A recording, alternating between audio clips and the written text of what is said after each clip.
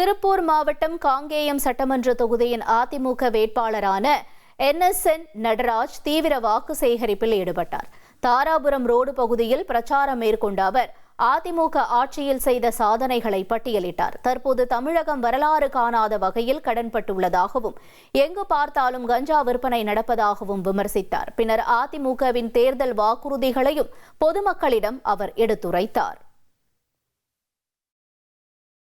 எல்லாரோட திட்டத்தை கொடுத்து அத்திக்கடவை அவாசிகளுக்கு 1600 நிதி ஒதுக்கி கூட இந்த தமிழ்நாட்டை கடன் ஆக்கவில்லை. ஆனால் ஸ்டாலின் அவர்கள் 73 ஆண்டுகள் இந்த தமிழ்நாட்டை ஆண்ட முதலமைச்சர் எல்லாம் வெறும் 5 லட்சம் கோடி கடன் இருந்தது. இந்த 5 ஆண்டு காலத்தில் 7 லட்சம் கோடி கடனை உருவாக்கி தமிழகத்தை இன்றைக்கு கடனில் மீட்டெடுத்திருக்கிறார் ஸ்டாலின் அவர்கள். குடும்ப ஆட்சியின் காரணமாக நிர்வாகத்தின் திறமையில்லாத காரணத்தால் இப்படிப்பட்ட தவறு கடன் ஆகிக்கொண்டிருக்கிறது. இனி செல்லும் இடமெல்லாம் செய்தி. தந்தி டிவியின் வாட்ஸ்அப் சேனலை ஃபாலோ பண்ணினா செல்ல இருக்கும் இடமெல்லாம் செய்தி.